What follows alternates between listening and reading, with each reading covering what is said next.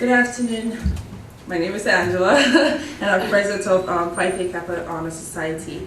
I would like to first thank you all for coming to today's Leadership Series event sponsored by TD Bank, America's most convenient bank.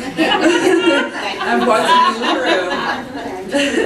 brought to you by Phi Kappa and Student Government Association. Due to TD Bank's immutable support, we have been able to put together a RBCC community. I'd like to thank TD Bank for investing in our dreams. Our next leadership event is on Tuesday, April 7th in the atrium here from 1 to 2:20 p.m. and it's called Leadership in Native American Community. I look forward to seeing you all. Today's seminar is titled The Journey of Women in Leadership featuring three incredible women. Our first guest is Kim Miner, Vice President and Head of Human Resources for the America's Brother International. Ms. Miner is a dynamic HR business leader with demonstrated success in crafting business-driven global HR strategies. Her passion is leading culture and talent transformational initiatives to fuel business growth. Today, she will focus on women in technology and the challenges of breaking into the STEM fields. She will also give tips on job searching. Yay. Our next speaker, Peg Wright, President and CEO of the Center for Greater Expectations. Ms. Wright founded the center to assist homeless pregnant women and adolescents in breaking the cycle of homelessness. Today, she will talk about how she transferred her experience in the corporate world to start a nonprofit that assists the homeless. Our final guest is Pat Nydick, Retail Markets Manager at TD Bank. She's an inspirational leader with more than 25 years of experience in the banking industry. She has held several positions with TD Bank, including Store Manager and Human Resources Manager. In her current role as Vice President, Ms. Nydick oversees business development, consumer and business lending, and day-to-day operations at 20 stores across Middlesex, Union, and Somerset counties. Today, she'll talk about her experience in banking and her ties to the community and philanthropy. Last but not least, our moderator, Dr. Liz Henry, is a board-certified pediatrician and founder of the Dr. Liz Consulting. She is passionate about making a difference in the lives of teens and young adults. She has been honored for her work with teenagers and service to the community. Without further ado, please join me in giving our guests a warm "Are you welcome?"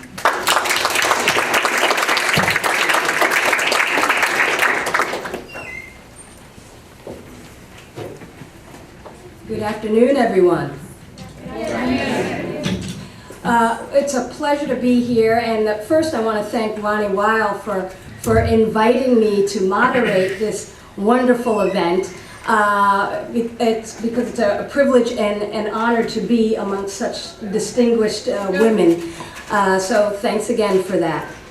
First I want to start off by introducing myself and telling you a little bit about myself. My name, as you heard, is Dr. Elizabeth Henry, but the name I like to be referred to as is Dr. Liz. My patients used to call me Dr. Henry, but in my second career, which I'll just tell you a little bit about, I've rebranded myself as Dr. Liz. So I'm a pediatrician, and I've practiced pediatrics for the past 17 years. And my journey began, I'm a native from New Jersey. I grew up in Rutherford. I went to Princeton University, majored in English, concentrated in African American studies, and took the pre-med courses along the way. And after Princeton, I went on to the University of Pennsylvania School of Medicine and received my medical degree, and then attended Georgetown University in Washington, D.C., where I did my pediatric residency. And then after that, I started becoming a physician and got into my profession. And after that, I worked a year at the Children's Hospital in Philadelphia as a pediatrician, and then found my job where I became a partner at a practice in North Brunswick, New Brunswick Pediatric Group, where I was there for 16 years and served as a partner. And about 2 years ago, in 2014, I decided to make a change, and I stepped out of clinical practice and created my consulting company, Dr. Liz Consulting, where what I do now is I create programs, workshops, and seminars which empower teens and young people and young adults and give them the tools to be successful in life and to overcome obstacles. So moderating this event is right up my alley, so I'm very excited to be here. And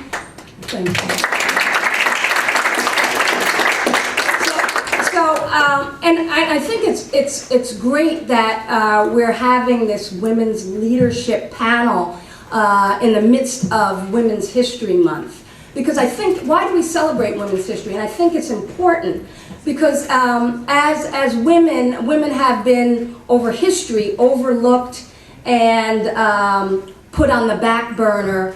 And whether it's because of gender bias, discrimination, stereotypes, but often the characteristics of leadership have not been associated with women, despite the fact that over the endless ends of time, you've seen women leaders, from Cleopatra to Harriet Tubman to Golda Meir, Susan B. Anthony. It goes over and over and over again. As women, we've been leaders throughout the ends of time, but not recognized for our leadership skills. So it's great that we're here to acknowledge everyone on this panel for being accomplished leaders in their own right, and having them share with the audience what it took for them to get where they are today.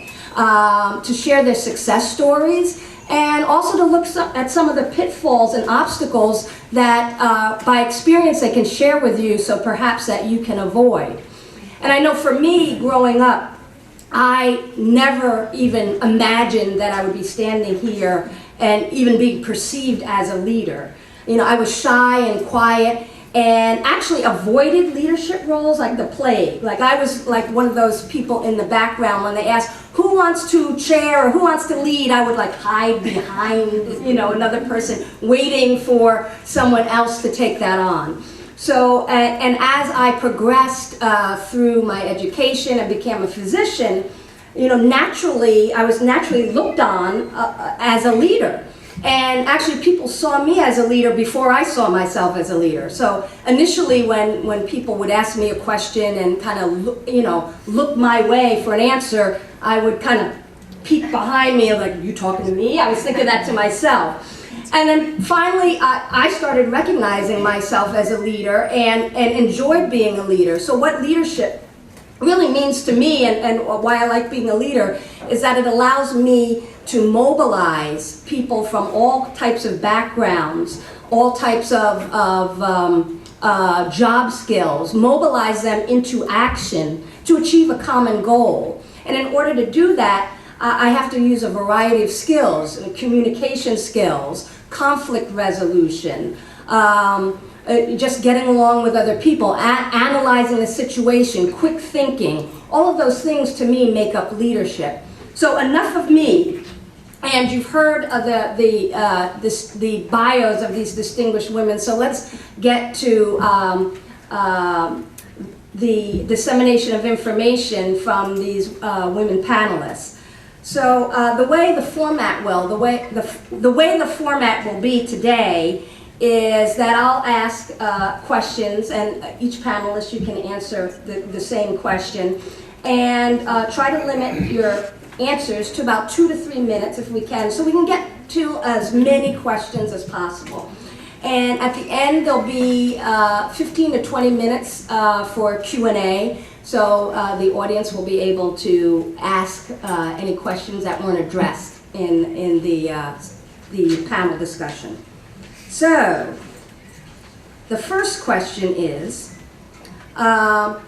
when you were all young adults, say 1 or 2 years out of high school, what job or career did you envision yourself having at that time, like straight out of high school? And if it's different than what you are currently doing, how did you come to have the position you have today? Who wants to field that? You want to start with Kim? You want to start? So I think I'm glad my father isn't here. I was lucky enough to go to college right after high school, and it was my father's belief that I should be a lawyer. And one summer, through some personal circumstances, I got to work in a personnel, that's what they used to call it, personnel department. It's a long time ago. And I would come home and I'd talk to my dad about it. And I'd go, this seems to be like a pretty important function, helping and selecting people and, whatever. And they don't seem to be resourcing it very well. And so I remember saying to him, I wanted to get into human resources and personnel. And I can't repeat, I don't know any of you well enough to repeat what he said to me. But he was not interested in having me go into human resources. And so I graduated with a nice political science degree, had no intention of going into law school, and I kind of set out on my own. But what intrigued me was watching businesses. You could see, even in college, businesses going through a lot of change. They had to change the marketplace and everything was changing, and it's even 1,000 times faster these days. But I really saw HR as kind of being in the intersection of that, in the heart of that. And I wanted to make a difference in people's lives, but I wanted to make a difference in corporations' lives too. And so that's how I got into HR. And it is a true story. My father didn't speak to me for 2 years. But it's okay, it's okay. It's probably a good thing, not a bad thing. But it was, I have never regretted it. It has been a wonderful career for me, and it's about really driving I drive a lot of change, my people drive a lot of change, so. Alrighty then, I think we have a father theme going. Well, I have to get ready. Okay. Well, let's see. Right out of high school, so my father was my mentor, and my father was an amazing human being, and so I wanted to be just like my father. And my father was the president of a company called Shashahada. Those are those printing stamps that you see. They're still around. So I was in sales, because that's what he was in. And so my first job right out of high school was selling shoes. And then I moved into, are we sticking with high school? Then I moved into, out of college, I ended up at Lanier Business Products. We were sharing, we had a little commonality there. And that was in 1974. You guys weren't even born yet. They had not introduced the word salesperson yet. I was a salesman. There were 30 men and me. And I was a Rookie of the Year. I won a trip to Las Vegas. I know. But I didn't want to go. I didn't want to go to Las Vegas. I don't know why. I just didn't. But and then I moved from there into diagnostic imaging. Sales and management of diagnostic imaging equipment, CAT scanners. Imagine that. So that's all I'll say. I'll keep you on the hook. Right? So I have to stay with the father thing. But I also had great parents, a wonderful mother and father. And I had a father that worked for Naval Intelligence, which to me back then was really, really cool. And it kind of led to some great conversations. So I'm a banker. Who grows up to say, I want to be a banker? Who says that, right? Nobody lays in bed and they say, I'm going to grow up and be a banker. So it's okay to laugh because I thought the same thing. So I graduated from Fairleigh Dickinson. We're doing the ages now, so now you can figure out how old we are, right? So I graduated from college in think about this, 79, from Fairleigh Dickinson University in Madison. And I had a degree in sociology with a minor in psychology and business administration. And I was going to be a social worker. That's what I thought. I said, I want to be a social worker. I'm going to go off for my MSW. And then the summertime came, the first summer after I graduated from college, and I had to get a job really quickly before I determined my next step. So what did I do? I went to work for a bank in Morris County. And here I am, 27 years later, at TD Bank, with 240 employees, $3.2 billion in deposits, and having a ball every single day. So my point to that is, I'm gonna go back to my dad for a minute, I'll tell you where the Connect the Dots was. This is a true story too. I can hear it like it was yesterday. So my parents called me Patsy. And my father said to me, Patsy, I don't know about you taking, thinking about getting your master's in social work. He goes, I think it's gonna be too hard for you because it's so emotional. He goes, you care about people so much, I don't know if you're gonna be happy doing this. And guess what? He was right. But at TD Bank, every single day, I get to connect with people and help them realize their career dreams. So he was right. And that's my story until later. Can we trade fathers? Well,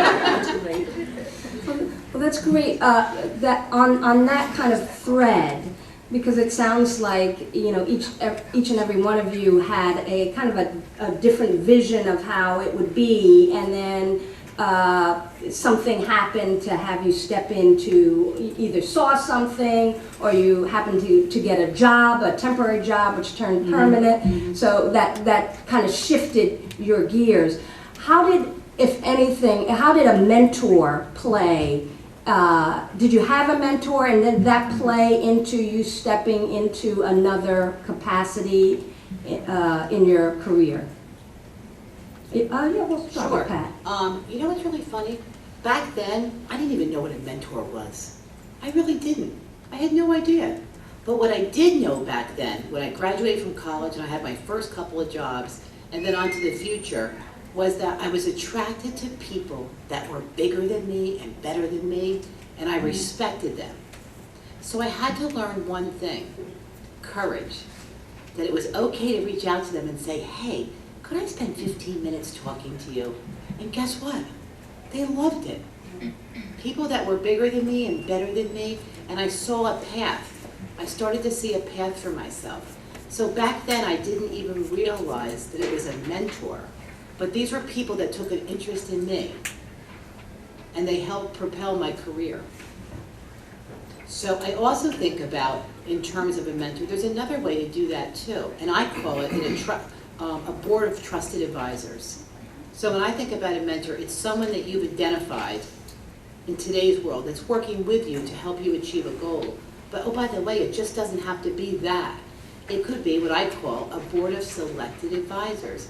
People that you might just want to have a cup of coffee with, to explore what they're doing, and say, would you mind spending a little bit of time with me? I'd love to hear more about what you do, and determined to help you connect the dots on what you might see for yourself in the future. So it's a dual role to me, and it served me well. Anyone else want to have anything to share on that? I would agree. Yeah. I think that's, for me, so when I left the corporate sector, my son, I was pregnant with my son, I was 37. So I retired because I was all over the country and I had to stop doing that. I didn't want it, I didn't see myself doing that. So I ended up as a volunteer in this maternity home in Somerville with 2 bedrooms rather, 4 beds in one and 2 in the other. Talk about needing mentors. I was clueless. I had no idea what a nonprofit was, what the needs of pregnant homeless women would be. So for me, at that point in my life, I needed to reach out to a lot of different people on multiple levels. On the state level, on the corporate side for support, public relations, the clinical side. I mean, it was all over. I needed a lot of help. And one of the things that I learned at that point was that it's okay to ask for help. It really is. And the other thing that I learned around this time was that I didn't need to know everything. And that was such a relief. I can't even begin to tell you that all of my, to Pat's term, board of advisors, if you will, knew so much more than I did and could continue to stay connected to me and really help me create a vision to really make a difference. And that's what we did over time. We created a vision to really make a difference. never do it alone. It's all about the relationship at the end of the day. And these advisors that I formed at this point in time, that was in 1998. They're still my advisors. Most of them. They really are. You know, it's funny. So this is a great learning for me, so I want to thank you for inviting me. I was lucky in a couple ways. I know that I had a clear mentor. I had a couple bosses, male bosses, that kind of really gave me good guidance and tough feedback. I was also lucky in that, kind of unusual, and I'm about the same age. I went to Colby College, graduated in '78. My mother had a college degree. This is pretty unusual stuff. And you ready for this? My grandmother had a college degree. She'd be 124. She taught school, and she was in many ways my mentor. She was my inspiration. She was just the neatest woman, and always learning and always inquisitive. But I did the same thing they did. I had an informal board of advisors, and I've had them, geez, more than 20 years. And I still go back to them, and I still talk to them, and it's reciprocal. They learn from me. The best relationships are always like that. But you're right, don't be afraid to ask for help. Don't be afraid to ask for guidance. I do it today. And believe in the graciousness of people. I've never had anybody ever say, no, I'm sorry, I don't have time for you. I can't spare you 5 minutes. People are very gracious and want to help you. They want to invest in you. By the way, you have to do the same with them, if I could give a point of view. That's great. Now, what approach, because I think it's a little bit, it may be easier, like the older you are, to ask someone, if you're working with someone, hey, can you, what approach would you suggest to, younger generation, on how do you even start, how do you go up? I just say I need a mentor, or what are your suggestions? I'm sorry. Yeah. Using the bank as an example, I can tell you that the company is so big at TD Bank, and I'm not plugging TD Bank, I'm just using it as an example, but people sometimes think in banking that, where do you go? Where do you go at TD Bank? You see our stores, we have 1,300 stores from Maine to Florida, and people think automatically teller. So, and I did grow up, I did start out as a teller, 25 years ago, but I went from the next position to the next position and the next position, bringing us to the current day. But what I've learned to do is, because I work really hard, and I bet all of you guys out there today do too, we work really hard. So the question becomes, how do you become seen? How do you become seen in your working world when you're trying to connect the dots, when you're looking for a job that suits you? And that's really finding out about the job. So at TD Bank, we really encourage this, and I do it myself, to be able to say, maybe I'm a part-time CSR going to school at Raritan Valley Community College and getting tuition reimbursement, by the way. And we'll talk about that later. I love talking about giving all of you guys money. But you have an opportunity to connect the dots. So if you're working at TD Bank, you can look up and say, I wonder what that guy does in a TD Ameritrade. There's the finance side. What does that person do in the lending side? And this is the cool part about us, is that you can pick up the phone. You do have license to send someone an email and say, I would love to spend 15 minutes talking to you. Would I be able to get on your calendar? Does that sound daunting? But it's taking a risk. And guess what? I have never found anyone in our company to say no. Because you know why? It makes us feel good. It really makes us feel good to be able to spend that time with you.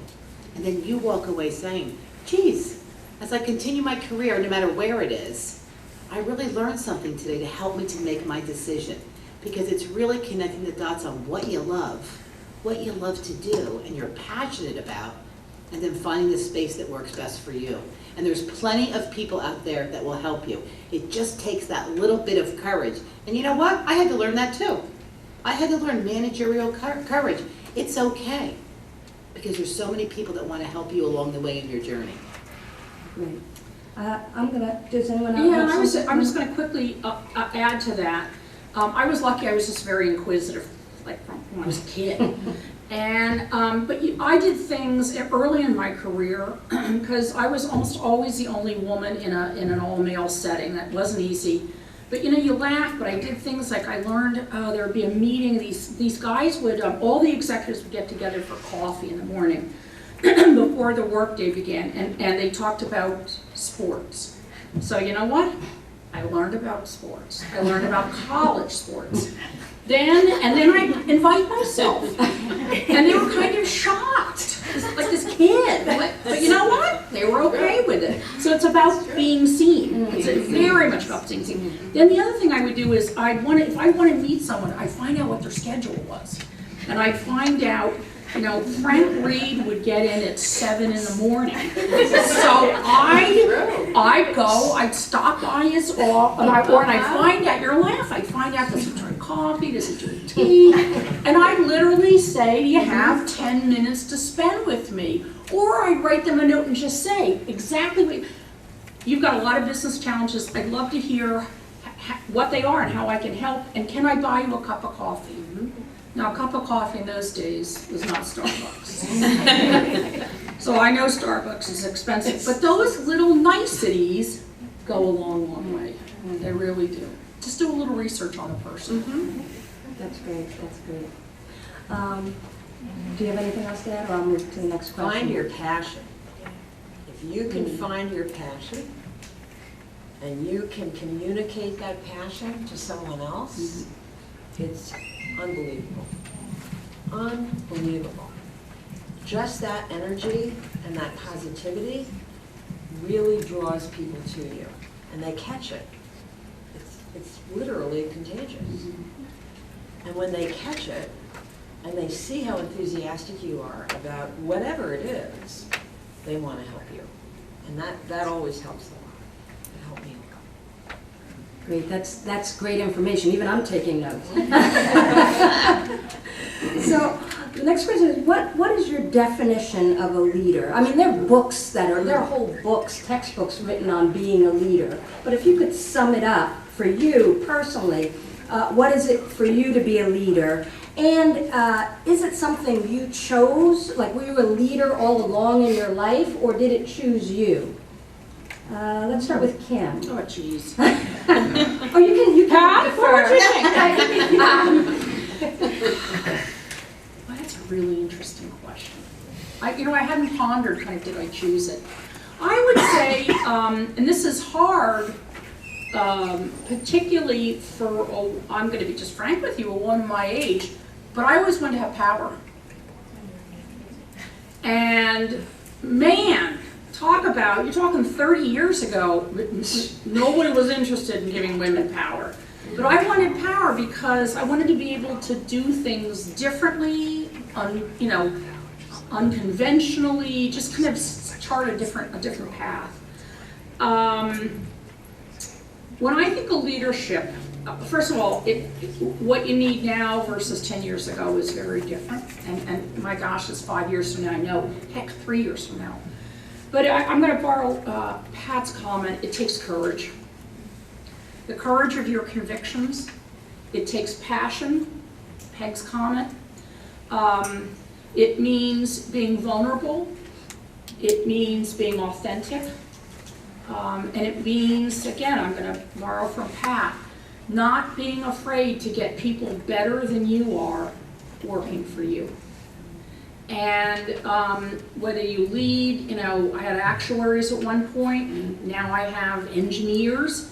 There are certain core things. So it's about all those passion, compassion, courage, not being afraid to do something a bit unconventionally. Great. It's interesting because when I was in the beginning of my career, when I was in a corporate setting, and I was alone, really, in terms of being a woman, I had like 5 or 6 navy blue suits, and these white shirts, and I thought I was a, excuse my French, bitch on wheels. I really was. And I don't know if you would have liked me then. So I kind of thought like I had to be like in your face.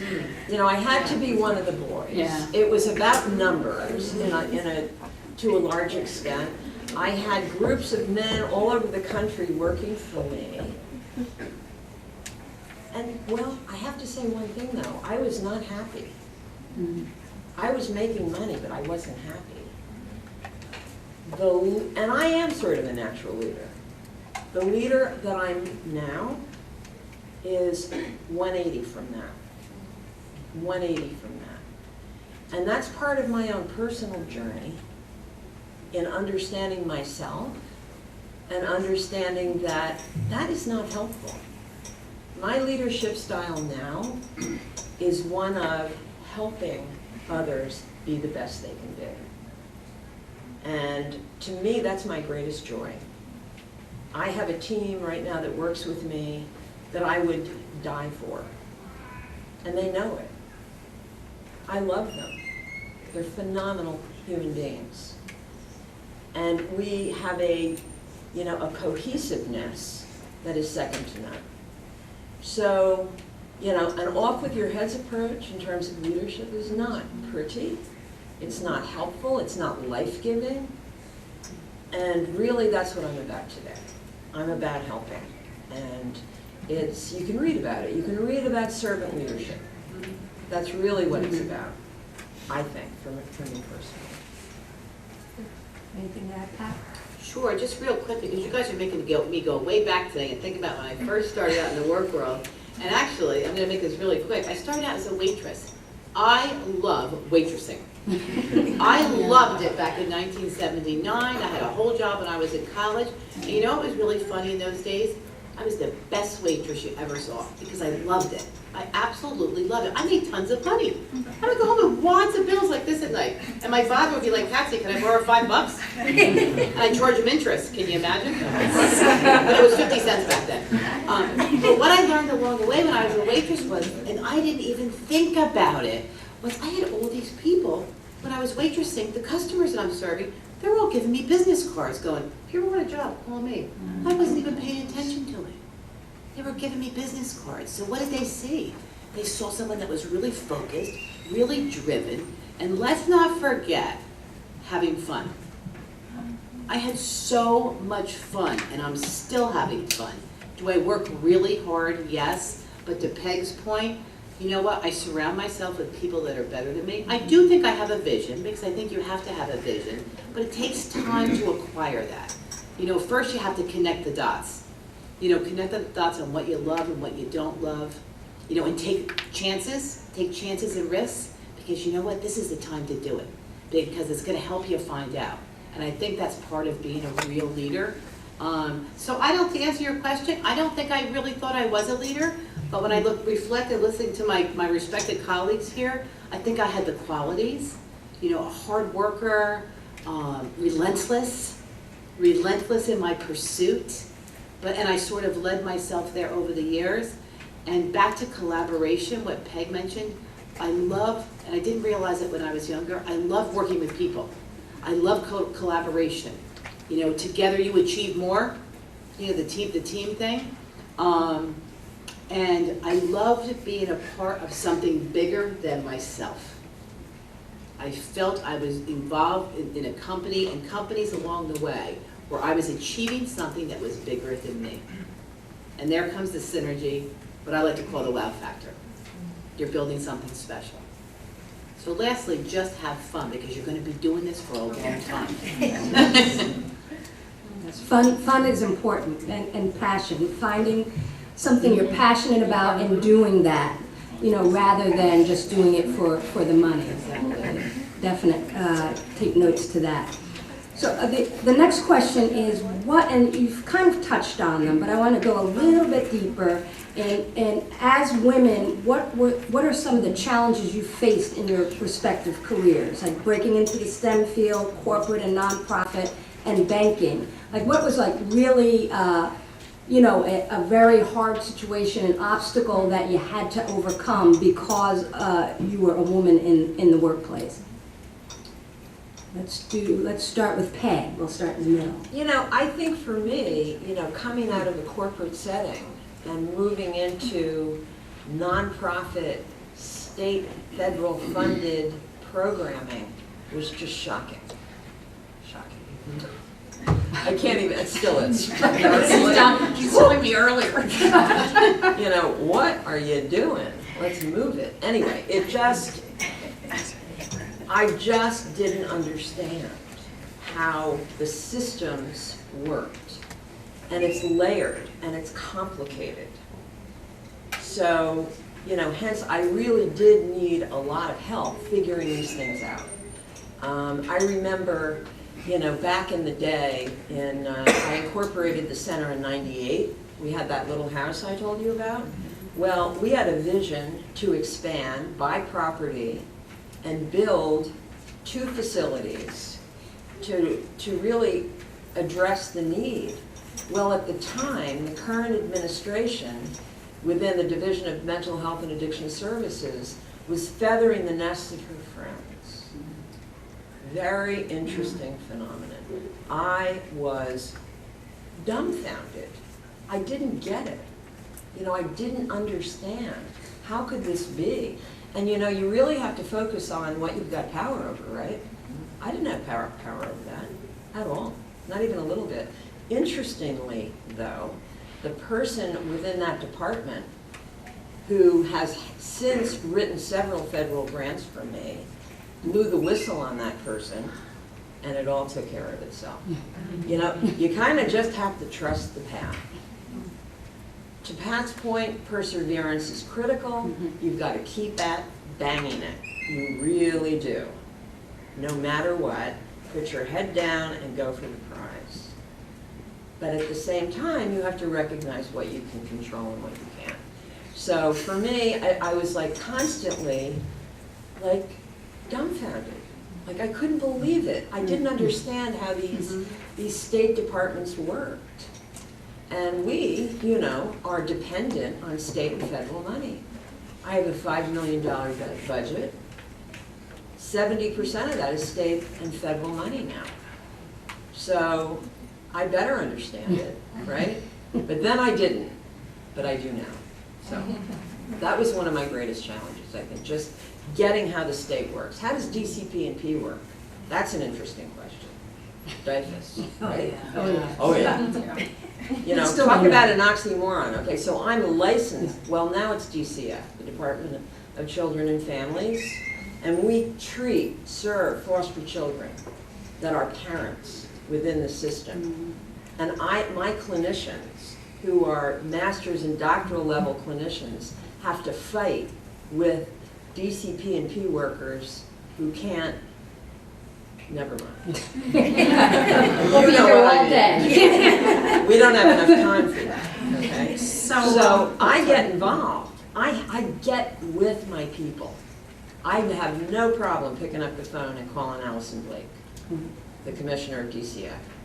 And I don't bug her, so she knows when I'm calling, it's really serious. So anyway. Okay, thanks. Kim, you were So gonna say you something. asked about what was it like as a woman. Like, you know, my hope, my dream is that it's different today, but I don't know it's all that different.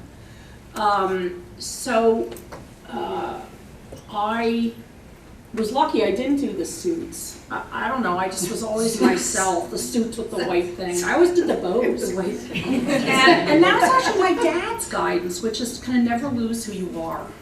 My dad was a banker, but he was also a musician. And so he always kind of brought this edginess to his job. It was really kind of cool. And he brought a sense of compassion, and he wouldn't belong to country clubs because they were exclusionary. So I grew up with a sense of always, it's okay to be different and it's okay to be yourself. But I will tell you, as you know, starting out when I managed, the way that I manage was different in those days from the way the guys managed. And I got a lot of pressure to change and wear the suits, and you just have to you have to be true to yourself, and the other thing you have to do is you have to point to the results. Don't be afraid to point to results. And, you know, by being more inclusionary, by being more collaborative, by allowing people to speak up and have points of view, people report into me, we got a much better product. A much better product. And at the end of the day, I would go to the guys and say, can you argue with this? But it was, I'm not going to tell you, for me it was difficult because there was so much pressure to be like them.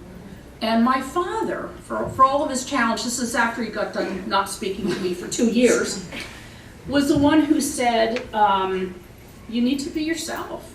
And my mom had a job, and she was herself, and so I was kind of fortunate that I had some role models, but be yourself, have courage, do what you love, and you're right, have fun. You spend more time at work than you do with your families a lot of times. Have fun. Just have a sense of humor. I just have 3 words, because my colleagues have phrased it so well. Be bold, be brave, and be you. Your authentic self. Because I agree so much with what you're saying. In banking, you know, obviously it's still, we've made so many strides, but sure, is it still the glass ceiling that we're trying to break? But you know what, I was a little bit of a rebel. I had to stay myself because I didn't know what anybody else to be. So be yourself, you know, and back to what I said before, make yourself visible, because you know what, in the working world today, performance results matter, but that's almost like a given. You know, performance matters, but then what are you doing beyond that? And I really go back to the same 3 basic things about being seen, is have that cup of coffee, create your advisory board of people, and let them know who you are. And here's another little tip. When you're going to meet people for that cup of coffee, and they will love this, trust me, ask them what you can do for them. Ask them what you can do for them. And maybe it's a little bit of a stretch project, but guess what? They won't forget it. Because you're asking something of them, what are you giving back? And it doesn't necessarily have to be big, but you'll get their attention. Because you're creating, what I love to say, is an emotional connection. That's really the secret sauce of creating something for yourself, is collaborating with people and connecting with people. Be bold, be brave, be you. Now, Pat, I know that the audience was looking forward to job hunting tips. Yes. Are those the job hunting tips you have? Absolutely, and you know what, I'm gonna be honest, guys, you're probably 10 times better at LinkedIn than me. Because you know what, I have 2 daughters, and I'll make you laugh for a second. I have 2 daughters that are the love of my life. Emily is 24, she lives in Temple, she graduated from Temple, she lives in Philadelphia, she graduated from Temple a year ago.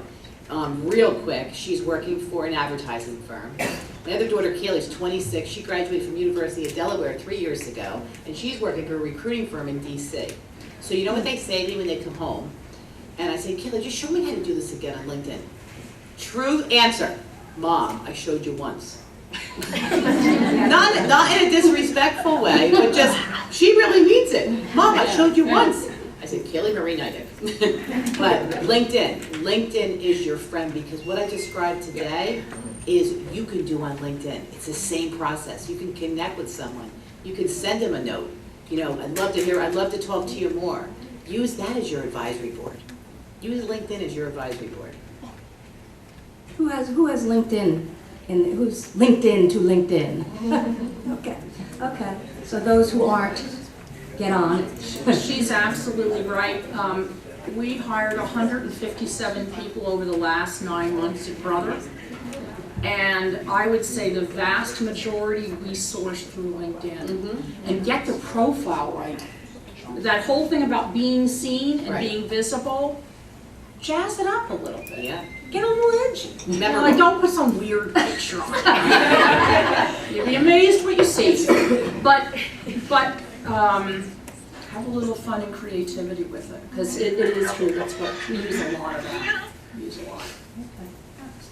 So I was told to tweet you guys. Ooh. I was this whole event. And to your point, you know, I have a young person in my office, and she said, well, take a picture. Now I can't find my camera. Wait, why are you taking a picture? I don't know what you're talking I was about. so impressed. Do you want to tweet for me? Does anyone want to tweet? All right. Oh, here we go. Here we go. Tweet. All right. I mean, first you're going to take a picture of everything. Sure. Okay. All right, and We're then. taking a selfie, guys. I love it, I love it. Krishna, go around and get her with you. Yeah, true. Okay. We can do this. All right. All right, you guys. Should we stand up? Yeah. I think you're not gonna get, yeah. You should stand on the chair. Just another chair. What do we do? Maybe we'll do this at the end. We'll do it We'll do this, well, I promise, before anybody leaves, I was before you go told to get a class, picture we of have all to of get a picture of the group. Because we still have some, tweet, in a tweet. So, because we still have some key information we want you to get, so. Okay. So, then one of the next questions is, failure is a part of the journey to success, right? So can each of you name an instance where you failed at something and how you overcame that failure? And the importance of recovering and learning from that. Let's go first. I'll go first. Okay. All right. So when we identified the need to expand and make this building, make these buildings exist, we ended up with, you have to go through the Department of Community Affairs. We had to raise a lot of money to build these buildings. Ultimately, we came within probably 7 weeks of losing the service contracts for this $4.2 million building project. I kid you not. It took 4 years to build 2 16,000 square foot buildings. It was insane. And we came very close to going down the rabbit hole. I mean, there's no other way to explain it. Most recently, we expanded one of these buildings.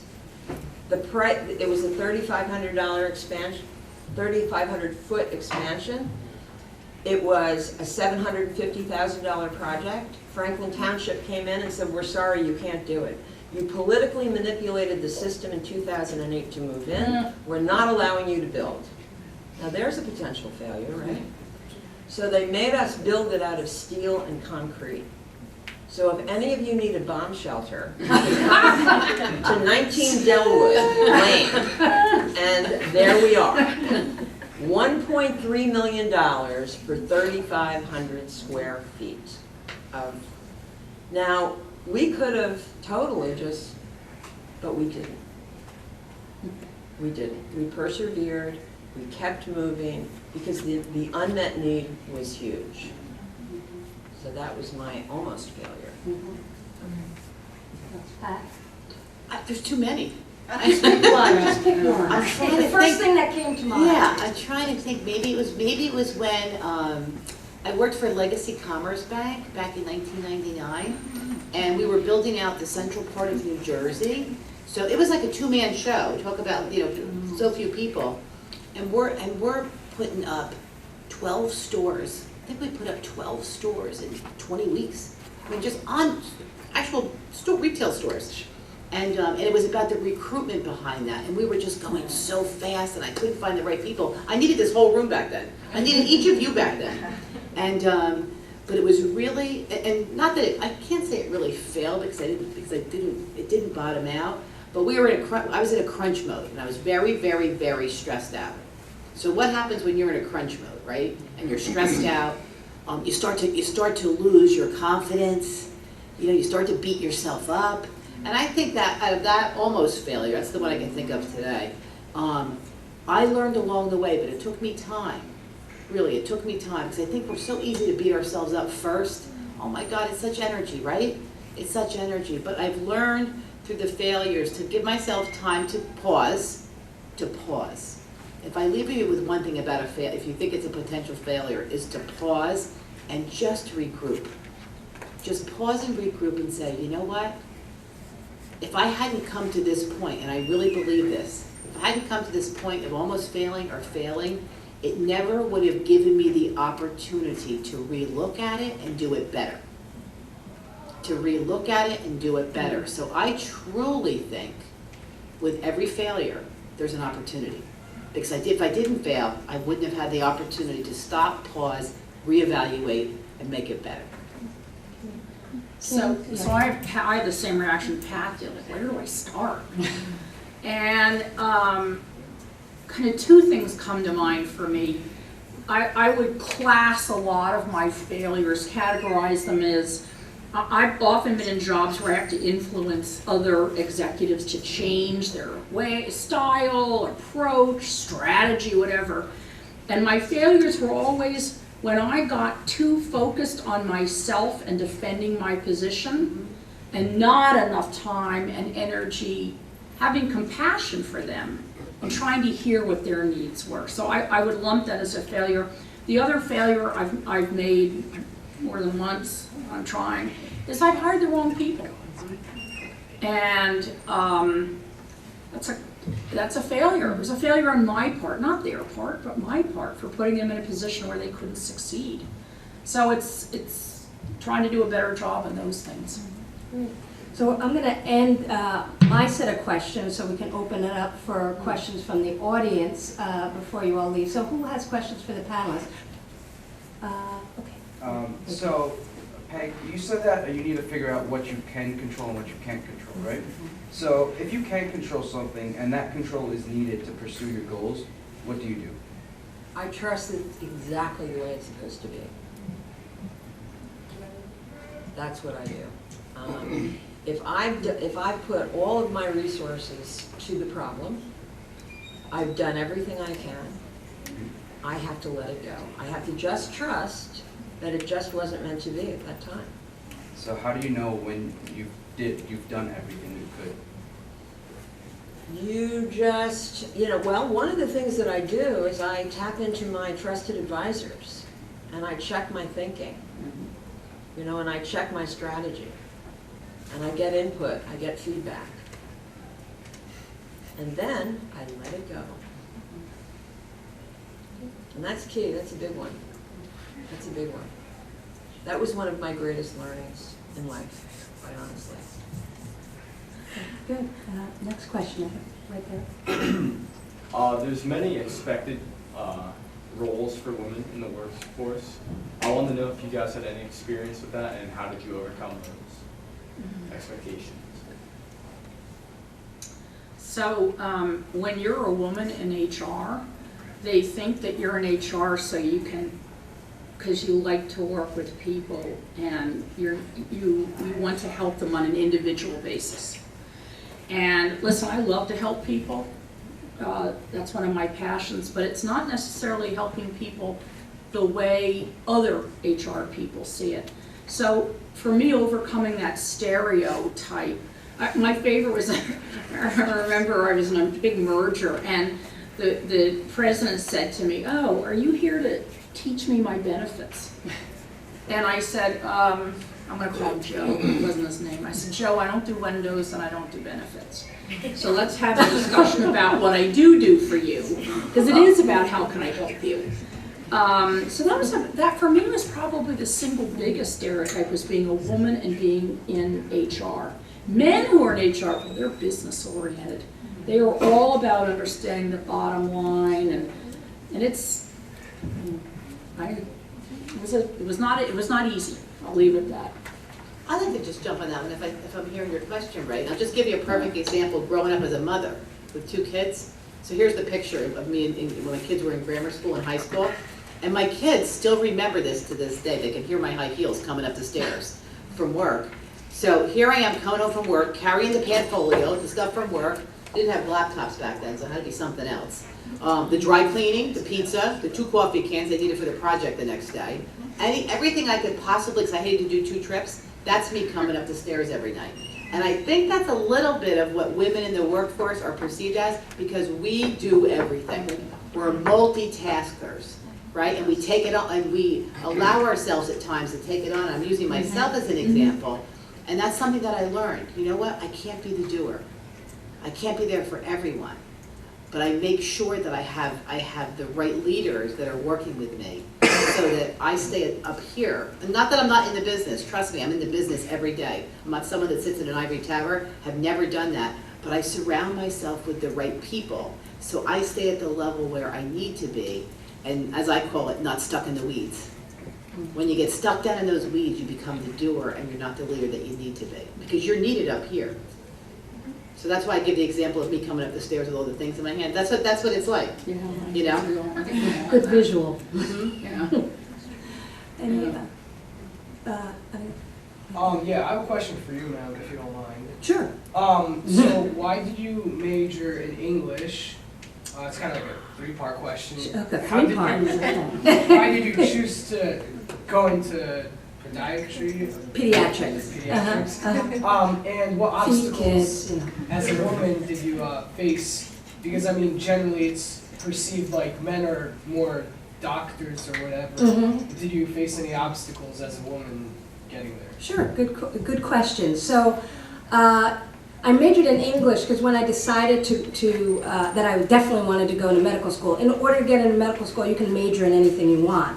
So I had some classmates who majored in Chinese and were in medical school. So when I definitely knew I wanted to take that path, I liked English and I also liked science. So I knew when I was in medical school, if I was going to be in medical school, I was going to get all the sciences I could ever want and need. So I might as well use that opportunity to take something different, which was very helpful to me in the long run because you need to communicate effectively, to patients and in the medical realm. And I would say definitely as a female medical student and especially residents, one of the things that I would come across is being overlooked, like when you're in the group and the attending, the head doctor is talking to the group of residents, so those of you who look at Grey's Anatomy and all of that, right? And I was often overlooked for answer. I may raise my hand and have an answer, but they'll look above and around me to the guy and say, "Oh, what do you think, Dr. Johnson?" When I have the answer, or I might say the answer and it'd be correct, but they kind of blow it off, and then someone else, which would be a male, would say the same thing, like, "Oh, that's absolutely correct. How brilliant!" So those sorts of things that I would come across. Yep. Yeah. I guess We've been there. So not just in medicine and every Yeah, venue, it unfortunately. sounds like. Yes. Go ahead. So what advice do you have for young women like myself to help them live up to their full potential today?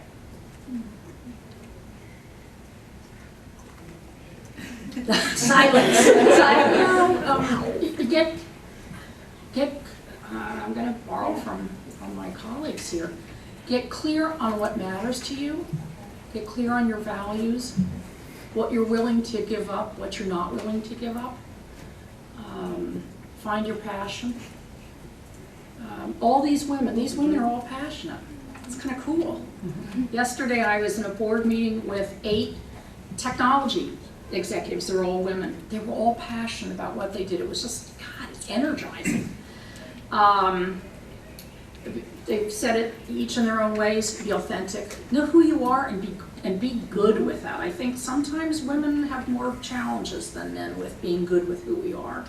Be good with who you are. Never stop learning. I would have that for everybody in this room. Be inquisitive. The world is changing so rapidly. Be inquisitive about people. Be inquisitive about everything, technology, whatever it is. These are the quick ones that come to mind for me. And I think to sum up what everyone said, because I was writing some notes, be courageous, be bold, be brave, authentic, vulnerable, passionate, be focused, driven, and have fun. So I think those are all key components that everyone touched on. Pretty good lessons for everybody. Yeah, and reminders. Yes.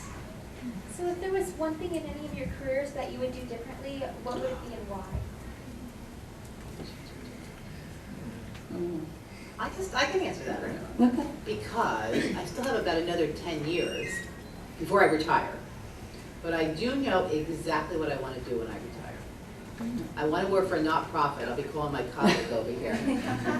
Because I'm a single mom. I'm a single mom with 2 girls who are the light of my life, just the light of my life. And I had, back to helping, I had a village around me growing up with my 2 young children. I had so many people that helped me, and I'm forever indebted to them, because without them I couldn't do it. And that's probably my theme, that we always need people around us. You're not a one-man show. And it doesn't matter who that role model is. It could be parents, it could be friends, it could be anybody. It could be your boss, it could be a mentor, it could be a trusted advisor. But I do know one thing, and it's very clear to me, I'll quote Oprah, what I know for sure is, I want to be able to give back. And I want to be able to work someday when I can actually give back the gift of time, because I try to do it now during the work day, and it's just tough, quite honestly. But to help other single women through their life on the tremendous journey that I've had so far. That's what I want to do differently. When I think about it, as I feel like what I do is a privilege.